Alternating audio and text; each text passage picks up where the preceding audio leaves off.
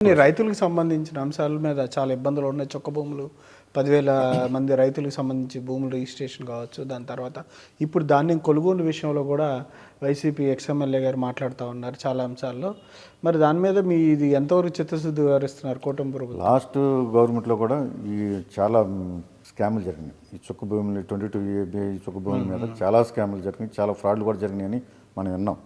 వైజాగ్లో ఎన్నో స్కామ్లు జరిగినాయి. ఇప్పుడు చంద్రబాబు నాయుడు గారు మన సీఎం గారు ఈ మధ్యన ఒక మీటింగ్ కూడా పెట్టారు, కమిటీ వేస్తున్నారు రెవెన్యూ మీద. దీన్ని మిస్ అవ్వకుండా, దళారులు ఎవరు మధ్యలో జోరకుండా దీనికి ఎలా న్యాయం చేయాలనేది రెవెన్యూ మంత్రి గారు వీళ్ళంతా కలిసి ఒక కమిటీగా ఫామ్ చేసి బహుశా నేను అనుకుంటాం ఒక 1 వీక్ 10 డేస్లోనే ఒక క్లారిటీ ఇస్తారని నేను అనుకుంటున్నాను.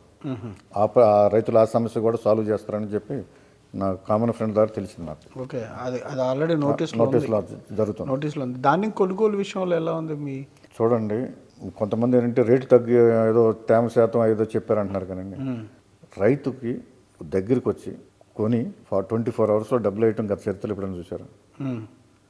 ఇంతకన్నా నిదర్శనం ఏం కావాలి? వేస్తున్నారా? 24 అవర్స్ ఎక్కడైనా అయితే మా అయితే 48 అవర్స్ చక్కగా వస్తున్నారు, అక్కడగా వేసుకుంటున్నారు, వేసుకెళ్ళిపోతున్నారు, ఒక అకౌంట్లో 48 అవర్స్లో అమౌంట్ చూసుకుంటున్నారు. సో అంతకన్నా కావాల్సిందే ఉందండి.